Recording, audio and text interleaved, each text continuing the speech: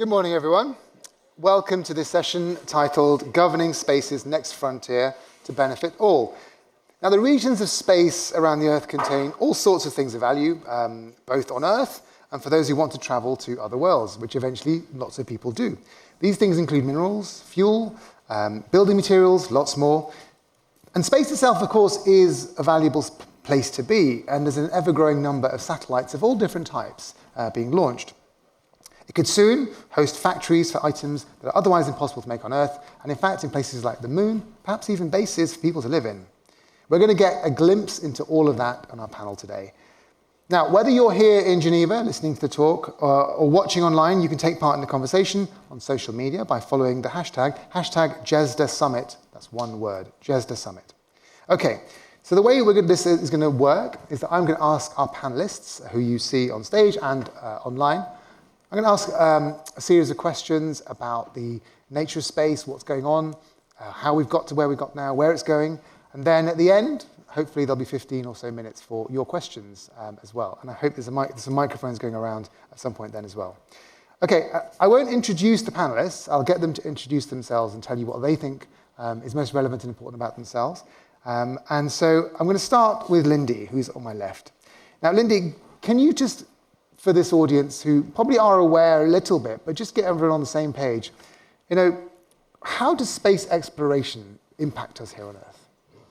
In so many ways. Hi, everyone. Thanks for coming to our session. I'm Lindy Elkins-Tanton. I'm a planetary scientist from Arizona State University, and I'm the lead of the NASA Psyche mission, which is a robotic probe going to a metal asteroid. We've been in, we the spacecraft, the unmanned spacecraft, has been in space for almost a year. I'd like to divide space exploration into those satellites and efforts that are looking back at the Earth and those that are looking away out into the solar system. And each one has so much to benefit humankind. Looking down at the Earth, of course, famously, every kind of navigation that we do is enabled by these satellites. Just to give you a sense of how pervasive that is, a couple of years ago, a cruise ship in Antarctica was hit by a rogue wave and it took out their navigation system, and they navigated back using people's phones. And so it's absolutely integral to everything that we do. We look at conflicts between nations from space. We look at climate change from space. We look at agriculture from space. We look at natural disasters from space. All of this is enabled by space. And looking outward, it's a more futuristic thing, looking at resources that might be able to save us from using the resources on precious Earth. And so in a broad sense, I think in the end, one of the things that space does for us is it gives us a narrative of inspiration and hope when we're surrounded by narratives of fear and narratives of guilt. And it lets us think of ourselves as better people. Thank you, Lindy. Carole, over to you. Just can I add to the question I asked Lindy there? She's described to us the ranges of technologies and functions that space has for us. Can you tell us about the areas of space that we as humans absolutely depend on? We couldn't live modern life without. Yeah, good morning, everybody. It's great to join you. Oh, sound. Lindy, actually, for really... Oh, no sound? No, you're on. We're on, okay. We tested so much this morning, and it's lovely to see you, Lindy. And thank you for your comments. So I'm Director of Science at the European Space Agency. I'm an astrophysicist by background, and I also spent some time in the UK government as the Chief Scientific Advisor in the Foreign and Commonwealth Office. And there I had a portfolio across the whole of science and the whole of the world, and space was part of that, both civil space and also defense and security. But I think for me, what I saw really in that government role as a scientist coming in and learning to be a civil servant in a major foreign ministry was, as Lindy said, that sort of inspiration piece, but the science diplomacy aspect. And I think when we start to think about space, in our ordinary everyday lives, we take space so much for granted. We don't actually realize how much society depends on space as an infrastructure. As an astrophysicist, I study the universe from the ground and from space. And for our scientific community, there are times when we can only study the deep cosmos from space. And that's really where big agencies like the European Space Agency and NASA and other colleagues around the world have really pushed those frontiers, I think, over the last 50 years. That's what then opens up that conversation of the democratization of space, the concept that many more people, many more nations have now started to think we could go to space, we could send humans to Mars, to the moon. We can start to have these conversations that we have today about space as a resource. But I think, listening to my scientific colleagues who, similar to climate scientists who, of course, have been studying the cosmos, have been pushing the advances of technology almost beyond science fiction into science fact. Many of our missions, when we talk about them flying, skimming over the surface of Mercury, which is a hostile environment, going out to the icy moons of the distant planets, studying the depths and the birth of the cosmos, and right out to studying the nature of space-time. This all sounds like Hollywood movies, but this is real science fact, real technology, real engineering. And of course, it brings together huge teams of people, very diverse teams, political, legal, and we need to be able to operate safely in space, but in an equitable way as well. Because the big spacefaring agencies and nations have had over the last 50 years the privilege of being in space alone. Now we're starting to see access to space is much more democratized. And the question I think that we will start to unpack in this panel is how do we have those conversations at the multilateral level so that we can all share in the benefits of space, but we can do so safely.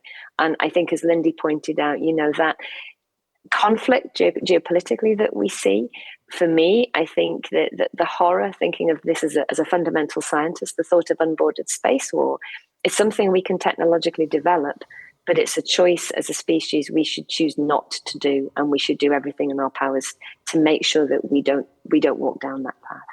Thank you, Carole. So Tanja, over to you, just following up on that.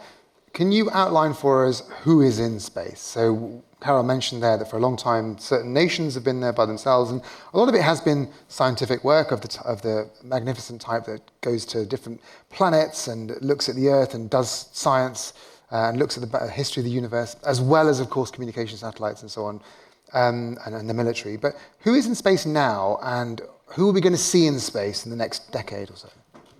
Thank you for the question.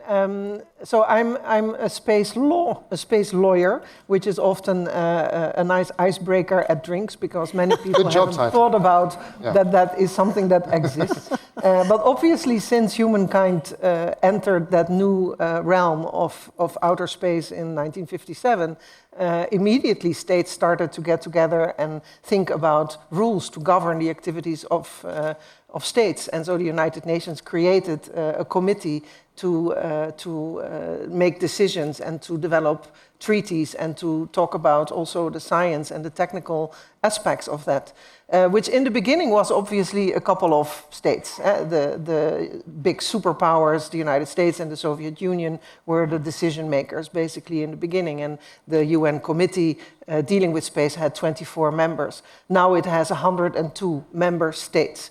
And so you see that the number of states that has access to space has increased, even though the number of states that has independent access in the sense of sending rockets is still very limited. But many states are able to send satellites because we have miniaturized satellites, so it's much cheaper to have a payload on board a rocket. So the access to space has increased immensely, and so the number of state actors has increased. But in addition to that, we now have private actors, we have non-state actors. And so we have companies that actually, there's one company that owns the majority of all the working satellites in outer space currently today. So that is a big, big change from the early days. And that means that you have also all kinds of different interests. And it is now an interest of the global community. So when I teach at Leiden University, we have a master program in air and space law, and we actually have students from all over the world, from all continents, who come and study with us for a year and then go back, and they work in their governments or in space agencies that are being created or in startup companies or in established space companies. So it's changing a lot. And we have people living and working in space. We often don't realize that we have had more than 20 years of continued human presence on the International Space Station as well as the Chinese space station. So that creates a lot of questions, including legal ones. So actually being a space lawyer is perhaps a logical thing that it does exist. Yeah, so in the 1960s, the space race was just between two nations. And for a long time, that's really all there was, depending on how much the politics of those countries wanted those people to be in space. And apart from a few military applications, that was it.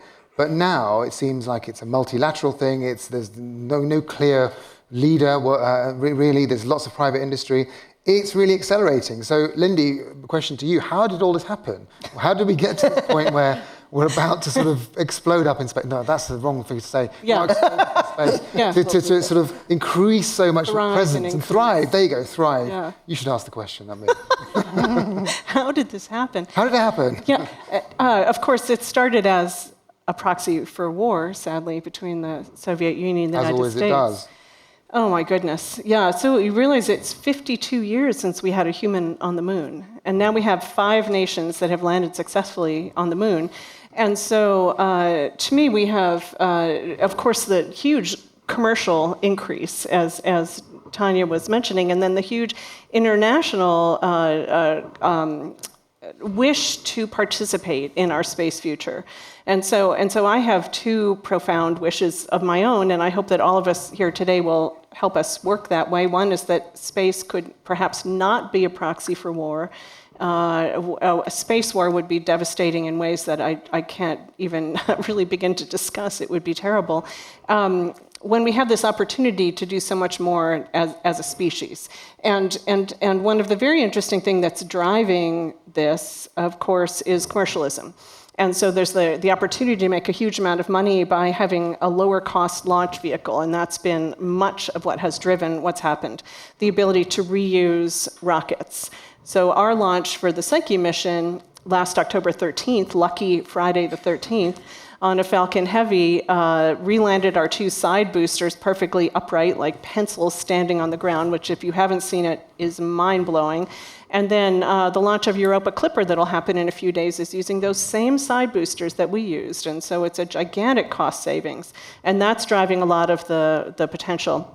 The thing that I want to really highlight here is that if we succeed in accessing the resources of space, platinum group elements on metallic asteroids, water that could be used in space, this is an opportunity for wealth that is unprecedented in human history. So if we think that we have a gigantic stratification of wealth from the wealthiest to the poorest on Earth now, it's nothing compared to what could happen if we actually access space resources in the way that we're thinking. And so it's incumbent upon all of us to make sure that however it is that we started, that we continue this exploration, really including all peoples, starting with small sats, the way Tanja was mentioning, and going on into every kind of exploration that we do. Lindy, can you talk a bit more about that? What kinds of opportunities are there? You say the amounts out there, I'm assuming mineral resources and other things you're talking about. Give us a sense of how big that is compared to like what we have already. And there are all kinds of different estimates of what this space economy might end up being, all in the outrageous numbers of billions and trillions. There's not really any way to say. Just the commercial use of orbit, we're seeing already what's happening at creating internet and communications. It's an immense wealth opportunity. But beyond that, if indeed we do settle on the moon, and of course China has huge, fabulous plans for this, combined with Russia and 10 or 12 other countries that probably Carole and Tanja could recite. They want to be settled there in the 2030s, and the United States is trying. There are resources, mineral resources that we can get from satellites, from asteroids and from the moon that would spare us having to wreck our beautiful planet Earth. You probably are aware of the kinds of devastation that mining causes. And now there's a big move to mine not by digging out the surface, which is so obviously terrible, but by just injecting acid into the ground and then sucking it out again along with the elements that you want. And what could go wrong with that? I can't imagine. So why don't we use some asteroids instead? And so that's a starting place. Carole, Lindy talked about there that a lot of the reason why all of this acceleration is happening is because of the plunge in cost to launch. And that's happened mainly because of companies like SpaceX reducing the cost. And hopefully there'll be more launch companies as well. These are all American companies. I'm hoping there'll be European companies as well that will do launch. Talk to me a little bit about how ESA manages the relationship between private and public. Oops. A little freeze. She's thinking very hard, I think. I think maybe on that question. Maybe we'll come back to Carole in just a moment then. Let's look. We'll come back to that question because I think it's important to see how space agencies actually deal with this. She's back. Oh, Carole, you're back. Carole, you're back. The question I had for you, I don't know if you heard it, was how does an organisation like the European Space Agency manage the relationship between the public and the private sector, given that the private sector is going to be so important in this next generation of space? Yeah, absolutely. I think I wanted to just step back a little bit and talk about how ESA works. So we're the only space agency in the world that brings together multiple nations. So we have 22 and now 23 member states. Slovenia joined recently. 50 years ago, we were founded by 11 countries. And over the last 50 years, the space sector across Europe, across all of our member states, has grown enormously. And the way we do that, we work very closely with our member states to help them to develop their aspirations in space. And in fact, it really was the science program 50 years ago. It was a research organization that merged with a launcher organization. And that's really the backbone of ESA. And since then, obviously, we've diversified into navigation, telecommunications, and all sorts of other areas. So for us, the way we work with industry across all of the portfolios of everything that we need to be in space and to operate in space to deliver what our member states want. And we work very closely. So we're actually building that capability over the long term. So there may be a small country that joins. We have an on-ramp for them as they become a full member. They're paying a subscription into ESA. We have our experts within ESA. We have our scientists and our experts out in the community who will be potentially the users of the data, or they may be the communities that ask the big questions. And then there are the companies, small, medium, and large, who will be developing their niches. And then we have an equitable return of investment so that each member state receives back. Okay. Well, we'll come back to Carole for that one. Lindy, let me ask you quickly again, just to look slightly into the future, and then Tanja, I'll come to you in a moment. What are the new frontiers then? Just describe for me the kinds of things that we're going to see. You've talked a bit about asteroids and mining there, but what are the things that we're going to see? We're going to see settlements on other planets and moons. Are we going to see private space stations? What kinds of things? Just give us a list. Okay, a list. Or a wish list, even. Well, maybe I'll start with the things that seem... there's planning for all of these things. There are people who think that they know how to start or they have started. Maybe it's just a napkin, technology, readiness level 0. But the things that are a little closer to actually happening, private space stations, there's work on by all of the major space agencies also helping private companies think about replacements maybe or enhancements to the International Space Station, the Chinese space station. So we're likely to see that happening. And then settlements on the moon. There are big plans for settlements on the moon, and that's right now where I think some of the most critical nationalistic competition is happening. And then famously, there are plans for settling on Mars, but let me tell you, we are not ready to do that. That is really far in the future. And then there are a lot of companies really trying to access near-Earth asteroids, which I hope to see starting soon. So those are some things that we should see in the coming decade. These are real projects, aren't they? We've talked about these sorts of things for decades as space fanatics, but these are real things that companies are building. And these are actual projects where you can go see hardware. There have been launches, and there are laboratories full of people building things, and so it's not. It's not, as we might say in the software world, vaporware. Like people are really trying to make it happen now. All right. Yeah. Carole, you're back online. Do you want to finish your earlier question, which is you were talking about how ESA was created, but also if you can go on to the question I had, which is how do you bridge the public-private sort of relationship? Yeah, sure. Thank you. I'll be brief in case I lose the link. So we've always worked very closely with the space industry sector, and we've actually been central to growing that across Europe. We do that with a mechanism called geographical return. So each member state pays a subscription, and then we work with our ESA experts and with our member states to develop their aspirations. So we've always had a very strong public-private partnership. What we're now driving really is a whole new space revolution. So we see lots of small enterprises coming in. So we have new commercial packages where we're supporting them over that valley of death, rather than saying, you have to be a big prime in order to work with ESA. We have a whole range of different ecosystems of companies, but actually helping them with the ESA expertise to advance their ambition. And then they can then work. I mean, they will often sometimes have contracts with NASA, for example, that will be pure commercial contracts, but actually helping them have a technological lead in the world, but also with that economic support until they're at the point where they really are commercially viable on their own, and obviously they're developing their business.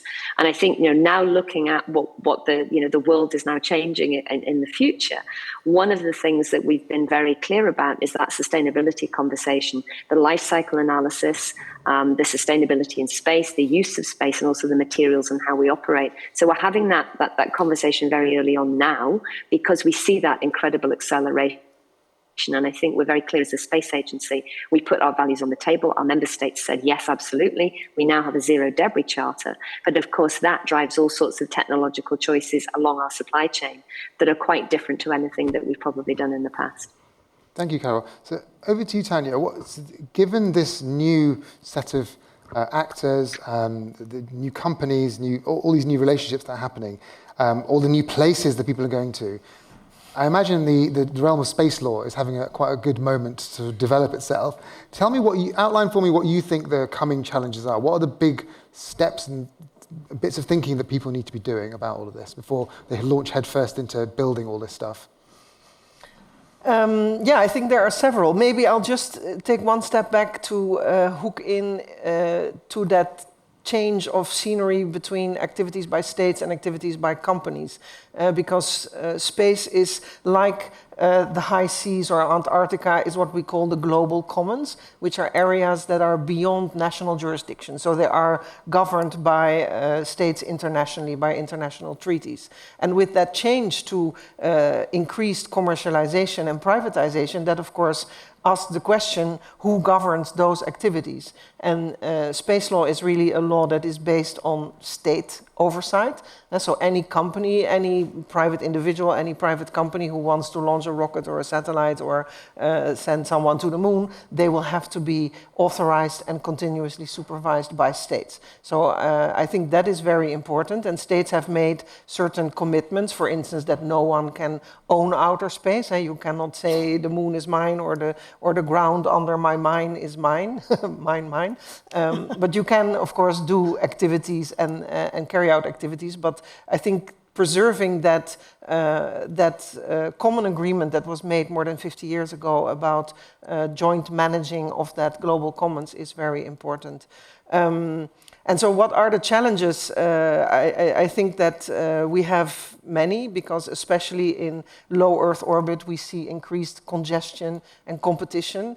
As I said, the number of satellites there has increased extremely sharply. And so the danger of collisions is increasing. So what happens if there is a collision between two working satellites, or between a working satellite and a piece of space debris? Who is liable for damage? Can we find a way to remove objects from outer space, to clean it up? There are industries, again, that are developing the technology for that. We need traffic management rules. We do not have any rules that say if there is an impending collision, and ESA had that coming towards it with potential collision between ESA weather satellite, expensive satellite paid with taxpayers' money, and one of the thousands of Starlink satellites. So who moves out of the way? And there was a communication problem, and so obviously ESA said, okay, we will move, but how do we make rules about that? How do we set standards, and how do we do that globally, ideally? Because we see an increased number of national initiatives or even regional, for instance in the European Union, of regulating, but ideally we should agree on these things internationally. And so that's why global negotiations are extremely important. But you see initiatives coming both ways, I guess, from the top-down United Nations level or regional level or national level. But you also see industry that is concerned about this challenge of sustainability, which is probably challenge number one. And so you see that they also realize that if we do not take action now, we may spoil it forever. And because if there is a catastrophic collision or a cascade effect, no one can use outer space. And we don't know, many people don't know how strategically dependent it is, whether it's for a state or for us as citizens, civil, military. It is really essential that we tell that story and create that awareness, I think. It's just following up on one thing you said at the beginning, which is all about how, there's no way that an individual nation should do anything unilaterally because it would be damaging perhaps for other people because of the fact that the space is a commons or these places are commons. But given the fact that we can't agree on many things on the Earth, what's to stop anyone from doing that? Is there any technical reason, any redress, anything now that stops them before these more international treaties and rules come into place, which could take some time? I am an optimist, and I think that we should also be optimists and give that message that we have to collaborate to do things together and not go it alone. And I think in any mission, and Lindy, you know that better than I, and Carole, any mission that is a Chinese mission to the moon or an Indian or an ESA mission, you will find instruments on board provided by companies in other countries. So it is by nature collaborative. Space is by nature collaborative, and it's the only place even currently where we can still cooperate with countries that are at war here. So that's what's keeping us safe right now before there is a sort of balance, I think, yeah. And that seems very delicate, to be honest. It is. And just one final thing, these projects and ideas to have collaborations and come up with these treaties, just give us a sense of where they're at. I mean, how far down the road of actually making these international treaties or making these international agreements are we? It's a work in progress. We have a baseline. We have 5 international treaties, which is a lot, actually. And the majority of states, the majority of member states of the United Nations are actually parties to those treaties. And then we have a whole body of what we call soft law, which is not legally binding. It's of course, a bit of a misnomer. If something is law or it's not. But we have binding law and non-binding law, which is still meaning that states are committed to them. And then we have national legislation that's coming up because states need to implement those treaty provisions. And now even the European Union is working on an EU space law, which is supposedly coming out sometime next year. And so a lot is going on, and we have a lot, but we need to really widen the horizons of that body of space law to also address those future issues. And I think there's a growing awareness of the resources that you mentioned. I mean, that is potentially conflicting. We will have a Chinese mine and an American mine or a European mine. Who gets to go where? Do you get to go with the safety zone around it? Who registers it? For that, by definition, you need international coordination. Yeah, I mean, as ever, real life is moving faster than law, basically. That's always it's always a question, yeah. Should law precede technology? Yeah, I think I always say they should go hand in hand as much as possible. And Carole, just a quick follow-up on that for you. How does ESA drive forward these sorts of international agreements or collaborations? You already do a lot of this stuff anyway, in the soft law sort of way, but I'm just curious, given what you can see coming in the next decades, you must have a huge interest in making sure that it's done with international partnership and regulation.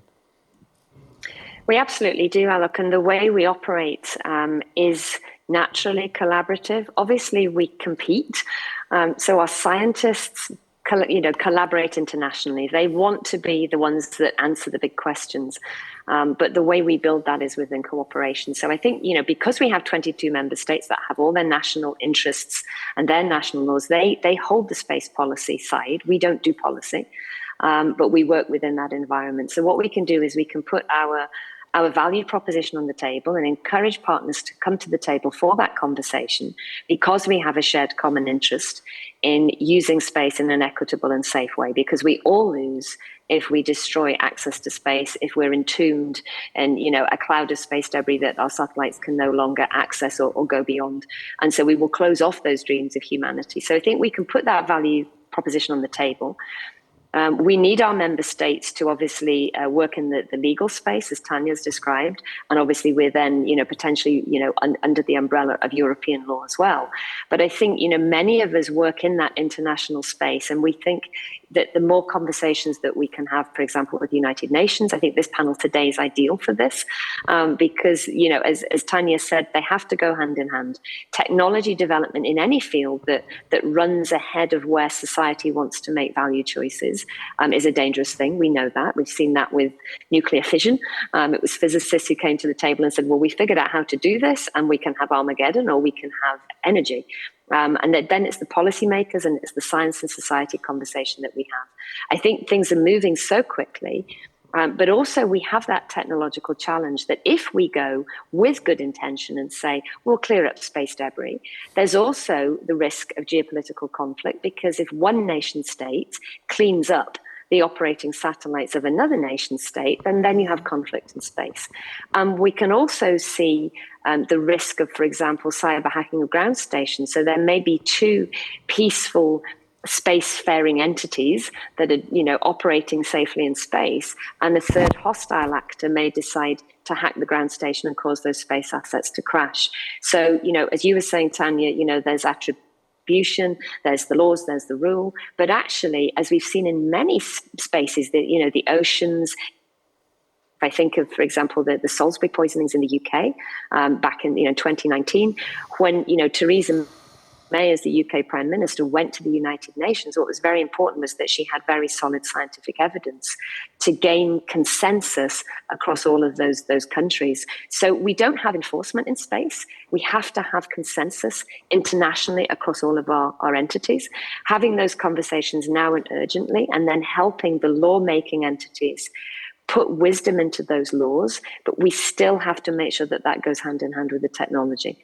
And I think finally, thinking about what Lindy's expertise is, going to those metal asteroids, I see both. I see this huge inspiration of deep space, of how we have to push our knowledge and our capabilities to operate in these incredibly extreme environments. That can come back and benefit how we do things on Earth. And if we can capture that message and say, now there is an opportunity for people to realize their opportunities in space, but we have to have a civilized conversation. And like you, Tanja, I'm an optimist. We are trying to have those conversations about climate change. We're having those conversations about ocean plastics. Humanity hasn't done really well, I would say, in that space. So we can learn from that, but do that now. And don't let the technological excitement run away and not have a proper conversation within society. Lindy, just following up on just that final point that Carole made, as this new world develops and the technology moves forward and hopefully the ethics and the law catches up with it, what do you think have been examples of bad practice in the past that we could perhaps learn from, that we shouldn't repeat again? Oh my goodness. Are you having trouble thinking of examples, or just reducing the examples? No, the very first thing that leaps into my mind is anti-satellite tests.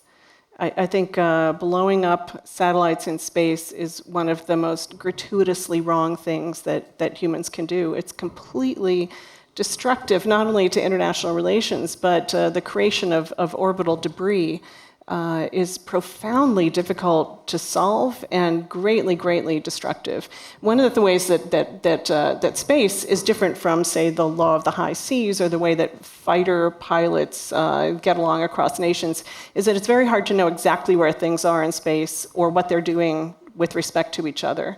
And so without that situational awareness, it makes tensions much higher and things like collisions much, much more dangerous. And so that's something I really hope we don't continue doing in any way. And then I would just layer onto that, because I'm also an optimist.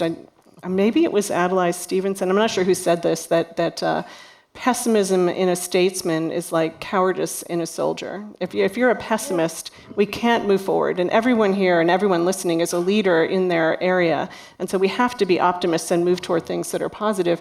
If you think about what allows humans to build something like a spacecraft, which in our case took 800 people at peak and 2,500 people overall in 12 years, it's something so complicated that no single person understands how it all works. And that's a new thing in human history in the last century, to be able to build things that complicated. If we can do that and have them work in space for decades without fail, think of what we can do here on Earth if we do that together. That's one of the biggest inspirations, I think. So there's a thing I hope we never do again, and a thing I hope we keep doing. Anti-satellite tests, hopefully never again. That's a fair point. I'm going to come to the audience for questions very shortly. I've got a few more questions myself. So if there are microphones going around, then can you let us know? And if you've got some questions, put your hands up, and then we'll get some microphones to you. That's great. Great, you've got lots of questions, but also... I know, we should just go to questions. Do we have microphones, or are we just going to shout the questions out? Anyway, if we can get some microphones maybe to the front, and then one to over there as well, whilst I'm asking these final few questions, that would be great. And then, okay, so we've outlined all these challenges, and I just want to ask you all one question each to outline the specific things that you think are missing, that you think that this audience would be worth knowing. So, you've got people here who are scientists, who are diplomats, people working in policy. You've got this audience to talk to about all the challenges that you've outlined. What is it that's missing in the next few years in terms of the things that they should be thinking about to move this whole sector forward in a sort of safe and equitable way? Maybe, Carole, I can start with you. Yeah, I think pulling this together, I hope your audience today will go away, as Lindy said, and think about what they individually can do, what their organization can do. And rather than saying, I can grab that spot for myself, think about how I can build something with somebody I would not normally work with. So if you have diplomats in the room, maybe you don't have a science background and you're learning this stuff now, go and have a conversation with a scientist, an engineer, a business person, and think about what the bad future could be. So think about all the possible futures we can open up, and think about what a bad future looks like, as Lindy described, so this cocoon of space debris that ultimately destroys all of our opportunities, and think about what you can do to stop that pathway developing. Then think about what the good pathways are and what you can do your little bit to step down that path. And I am optimistic because I had a huge amount of learning for me working with our ambassador colleagues worldwide in some of the hardest environments where you would think that it would be impossible to move forward. But when you make that human-to-human connection, and I think the fundamental science missions that agencies like ESA and NASA and other space agencies around the world are doing and have done and will do in the future, as humans, we get those goosebumps. We look at the images coming from the James Webb Space Telescope or the Euclid Space Telescope. We think about going to the outer moons with Europa Clipper or JUICE to seek evidence of life on other planets. These are profound questions. Are we alone in the universe? If we are, that is as profound as if we are not, because we are sentient beings for only a fraction of the lifetime of the universe. And the universe is 13.9 billion years old, and we have choice for a tiny fraction of that time. So how can I help, I think, is the biggest question we should all be asking one another, to make sure that we can realize the potential of space whilst also keeping it there and safe and accessible and visible for future generations. Tanja? I think I would like everyone to be aware of how important space is. And we've talked a lot about exploration and going to further planets and so on, but it is actually in your everyday lives. And so I think also we have to, and we don't have the time now, but underlining also the benefits that we get from space applications such as navigation, Earth observation, and communications to solve problems on Earth. The majority of the Sustainable Development Goals cannot be done unless with the help of space. And so if we all tell that story, I think the storytelling aspect is really important.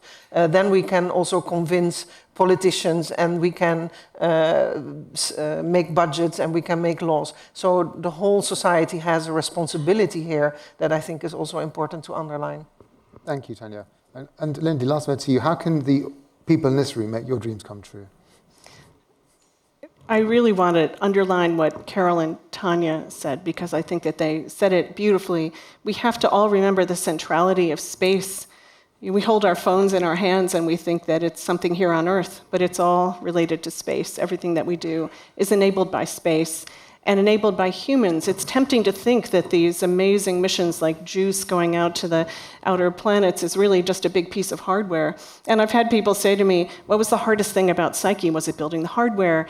No. Was it building the software? That was really hard. But the hardest part and the most wonderful part is always the humans, because every endeavor is an endeavor of humans. And everyone here and everyone listening benefits from space and needs space. And so having this conversation and trying to move the diplomacy forward and also use the inspiration of space and exploration. So I just am underlining what Carole and Tanja have said, because I think they said it right. Thank you, Lindy. Okay, over to questions now. We have a microphone somewhere, and you've got one. So maybe we can have a couple of questions, one here and one at the front there. And then tell us who you are, please, and also if you've got a specific person you want to direct the question to. Go ahead. So I'm Michael from Global Quantum Intelligence. There's actually a surprising but very exciting connection between quantum computing and space. So there is a resource called helium-3 extensively used in superconducting quantum computers that are developed, for example, by IBM or Google. And there is not enough of this resource on Earth, but there is some on Moon. So my question is about moon mining. And there are some serious discussions about going for helium-3 to the moon.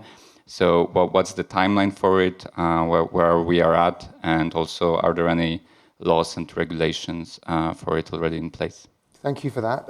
Lindy, why don't you answer that question, or try and answer that question whilst we go over to the next question at the front here, if you don't mind. I think what I'm going to do is rapidly pass it to Tanja for the moon mining aspect, because I'm a helium-3 on the moon skeptic, and so, but I don't want to really dampen it down. Go, Tanja.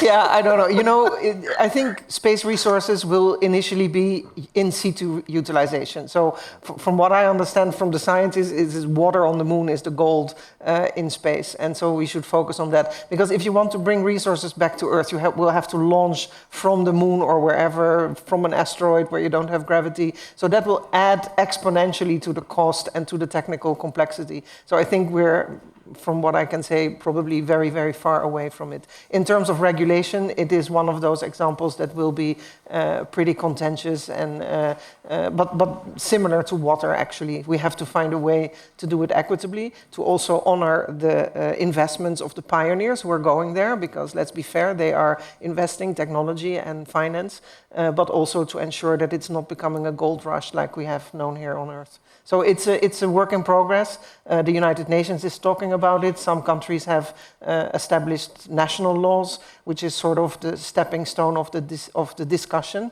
But we are working on it. Thank you. Over here. Hello. Okay.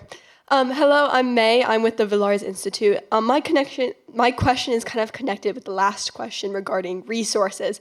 It's well known that within asteroids and moons and planets, there are an abundance of resources that we can use. However, unlike here on Earth, there are no drawn territorial lines of who gets what. And so how do you guys recommend politicians and policymakers go about deciding the allocation of resources in order to prevent potential conflict regarding fighting over them, and to prevent a further gap between the low-income countries and high-income nations, because the reality is the nations already with the more resources economically and generally are the ones who are able to get up into space and get those resources, which kind of leave the nations who can't kind of behind. And so how do we prevent resources, how do we ensure resources are allocated fairly and equitably? Thank you very much. That's definitely a question for you, Tanja. But can we collect maybe another question or two from this side, maybe? I'll come to you as well in a sec. Just get one more from there, that side maybe. There you go. There we go. Andre Villarreal, Innoverse AI. I've been having a bit of a conversation with Tanja about resources and the involvement of the private sector. About a year ago, we had a conversation with people who are very invested in thinking further into the future, how private is investing into their future 20 years from now. I find it intriguing that we're here conversing law and regulations we wish were enforceable in space. While Elon Musk is introducing its fully autonomous We robot today in California, I wonder, what a multi-trillion-dollar company, perhaps like Tesla or related, are going to, are they going to respect the kind of laws and regulations we're hoping for them to abide by? Okay. Tanja, maybe that first question is for you, and then we'll see if there's anyone who would like to answer the second point. Yeah, thank you for the question. The governance of space resources and how to share them equitably, I think that is one of the biggest challenges.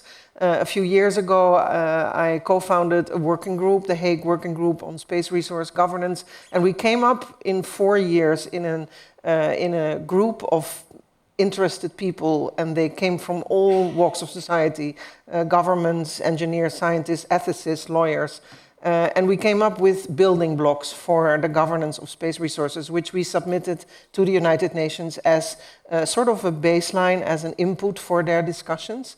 The United Nations has been discussing this now since a couple of years. They have created a working group which has a mandate until another 4 or 5 years or so. And hopefully they will take into account. But there are so many topics that are relevant. And in that working group, I think the consensus was that sharing of benefits is complicated. Does not necessarily mean that you share every dollar of profit that you might make eventually, because let's be fair, that will probably be a long way off. But it can take many other forms also in terms of capacity building, resource, result sharing, scientific collaboration, outsourcing, even creating a fund perhaps. So I don't have the answer, and I think it is a very important discussion to have, but I don't have the right answer, but happy to discuss it further with you. Lindy, do you want to add? I think it is helpful for context for people to understand a little bit more about what Tanja mentioned, which is that bringing things back to the Earth is very expensive. And so the idea of, for example, platinum group elements coming from asteroids would only be a positive commercial success if they can be refined in some way on the asteroid before being brought back, and without bringing back such an amount that it collapses the market. So the gravity well of Earth is a barrier. And so when we talk about water on the moon, that is almost certainly a resource to be used by people on the moon. And so until we have a business case that closes outside of Earth orbit, it's not really a useful resource for the rest of us. And then, until the distant future.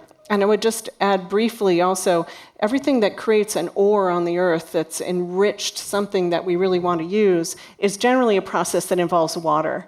And the water on the moon is just frozen water in craters. There's no hydrous process on the moon that actually creates ores. And so it's important for people to temper their excitement about space resources and understanding the geology of other planets is entirely different than our own. Yeah, we have a lot to learn, I suppose. The second point from the gentleman there was about how we can have these rules and things coming along in the future, but there are going to be private companies that race ahead of all of that. And I guess the question is how to balance the tension between these things. I wonder, Carole, are you there? I wonder if you might address this, because you do this all the time, is to bring private sector into what you're doing. But there are going to be companies that want to do their own thing. Do you have a role in managing their sort of what they're doing, or tempering those things? So we don't have a role of managing US companies. That's obviously for the US government to do that, but we have strong conversations with our intergovernmental partners. I think, broadening the comments I'd like to make, you asked this question about the $1 trillion company in the future and what they might have the power to do. Bigger conversation for society, I think. But I think, what I'm seeing at the moment is this race for those resources. And, as Lindy said, you have to temper your ambition at the moment and actually realize how challenging this is. I visited a research institute in Luxembourg recently, and they're actually doing the really hardcore technology development in the lab as to what you would need on the moon to extract these elements and start to do something with them. And at the moment, the equipment's big, and then that has to be miniaturized. So that already is a forefront. And Lindy, you'll correct me if I'm wrong, but I heard most recently the total volume of water on the moon we know at the moment is about 3 times the volume of that in Lake Geneva, just to connect with where you are. So, there's not a lot, and you've got to work hard to get it. But what are you mining it for? So are you mining it so that we can then go further to Mars? That's a different question than if you're mining it for use on Earth. And I think the other thing I'd like to put into the audience here, Lindy, you mentioned how destructive mining is. But the processing and the waste disposal of that mining is also incredibly destructive. So with my optimistic head on, I'd love to say, well, if you are $1 trillion company and you're doing this race for these resources, how about you also start to think about the future technology of doing all of this processing out in space? Don't bring the stuff back to Earth and then have us do dirty, messy things here. Do all of that in space. And if you're then doing that so that we can protect Earth, so that we can drive the green revolution, so that we can actually, mitigate and fix climate change, then that's great. Society will applaud you. It will take vast investment. It will take upfront investment and a long-term sustainable plan to do that, because it really is beyond the current technology frontiers. But let's think about how we offload all of the bad stuff that we do on Earth and do it entirely differently in space. Thanks, Carole. Love it. Question from this gentleman here at the front, then we'll have maybe if you can put all your hands up, whoever wants. Yep. So one from here, one here at the front, then we'll go to you. Thank you very much. Jérôme Bellion-Jourdan, a former diplomat of the European Union, and now running an initiative for the Institute for Global Negotiation to support chairs, co-chairs of negotiation processes. And global negotiations was mentioned as a need moving forward on this issue and many other issues. What I hear is that we are in a situation, back from New York, where the pact mentioned the treaty provisions that outer space is the province of humankind. But what I hear is that we are still very much locked in a situation where we see negotiations or discussions moving forward between states, private actors, and therefore the idea that basically it is about national sovereignty, property, and the question is whether we could, in the case of outer space, try to translate this concept of a province of humankind with a kind of a paradigm shift, which would be, if we are serious about equitable access, it is a matter of making it accessible to all human beings, and maybe moving beyond the paradigm of state sovereignty, state or private-owned resources.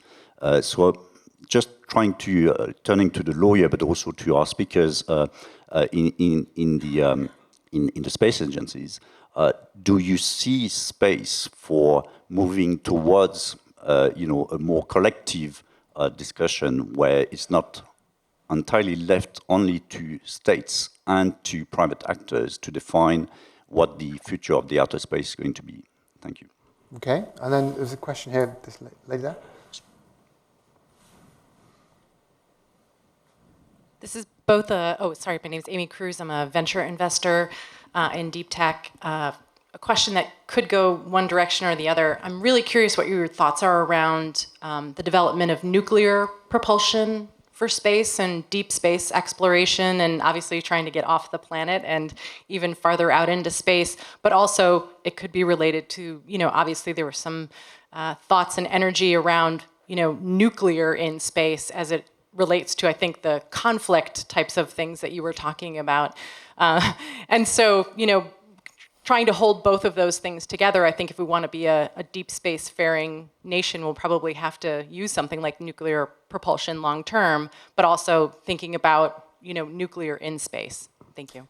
Thank you for those questions. So there's two questions there. The latter one on nuclear propulsion in space, and the first one about who gets to decide or how these conversations about the future of space as a humankind activity, how do they happen?